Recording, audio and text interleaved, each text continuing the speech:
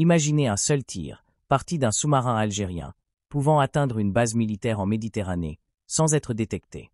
Ce n'est pas un scénario de film. C'est une hypothèse stratégique qui commence à inquiéter les experts. Aujourd'hui, on décrypte pourquoi l'Algérie pourrait, en théorie, disposer d'une telle capacité, ce que cela changerait pour la Méditerranée et quelles sont les limites réelles de cette menace.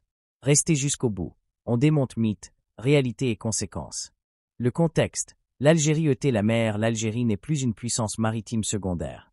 Depuis une quinzaine d'années, son état-major a investi dans une flotte moderne, notamment des sous-marins diesel électriques de type Kilo et leurs variantes modernisées. Ces bâtiments sont réputés pour leur discrétion en opérations côtières et leur polyvalence. Parallèlement, Alger a renforcé ses liens militaires avec Moscou, achat d'équipements, maintenance, entraînement et exercices conjoints.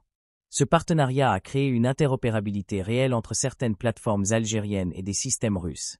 DE la torpille au missile DE croisière. Une capacité technique existante, les sous-marins Kilo modernes ne servent pas qu'à lancer des torpilles. Certaines variantes peuvent, techniquement, embarquer et tirer des missiles de croisière depuis leur tube de lancement. Ce type d'architecture, déjà en service dans certaines marines, permet théoriquement d'armer un sous-marin d'un vecteur de frappe longue porté sans modifier sensiblement sa silhouette. Mais attention, il y a une différence entre une possibilité technique et une décision politique. Le débat n'est pas seulement « peut-on », mais surtout « veut-on » et quelles seraient les implications. Le missile, calibre, ce que l'on en sait. Le calibre, nom commun pour une famille de missiles russes, a redéfini la puissance de projection navale depuis le XXIe siècle. Conçu pour frapper des cibles maritimes et terrestres, sa force réside dans la discrétion, vol à basse altitude, trajectoire furtive et grande précision. Certaines variantes ont des portées étendues, d'autres, destinées à l'export, offrent des capacités plus limitées mais suffisantes pour couvrir une large partie de la Méditerranée depuis des côtes nord-africaines. Pour l'Algérie, même une version d'export permettrait d'atteindre des zones stratégiques en Méditerranée occidentale et centrale, de l'Espagne à la Grèce, transformant la portée opérationnelle d'un sous-marin côtier. Note importante, sécurité.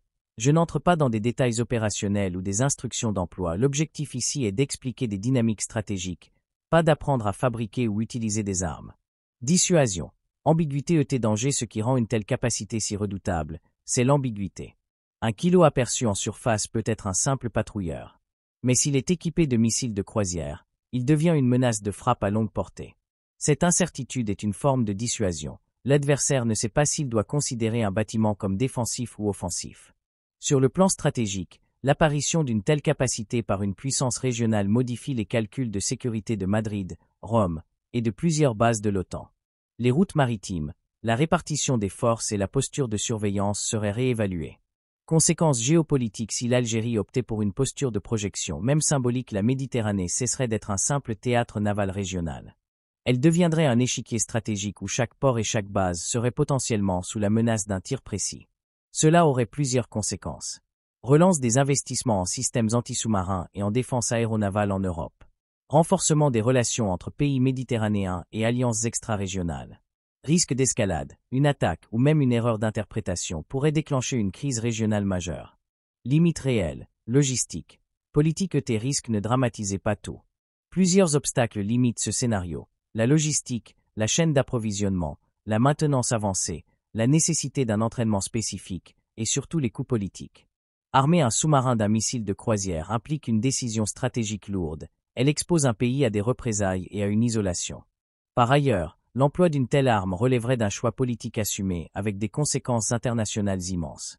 Les réactions diplomatiques, économiques et militaires seraient immédiates. Prévention, déterminisme et déterrence. La meilleure réponse à une menace potentielle n'est pas seulement militaire, c'est aussi diplomatique. Transparence, dialogues régionaux et mécanismes de confiance sont essentiels pour éviter les malentendus.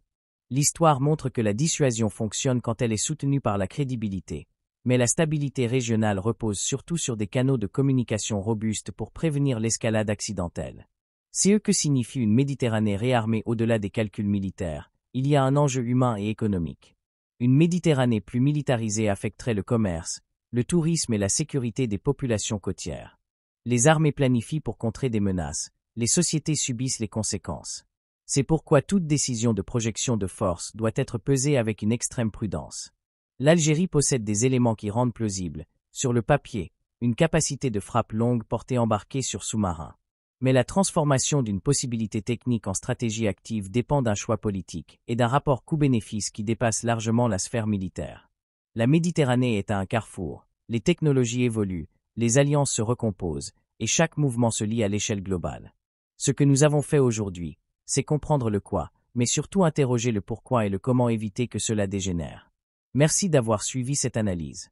Si vous avez trouvé cette vidéo utile, likez, abonnez-vous et dites-nous en commentaire. Selon vous, quelle est la meilleure réponse stratégique face à cette menace potentielle en Méditerranée, dialogue régional, renforcement militaire ou autre? À bientôt pour une nouvelle enquête.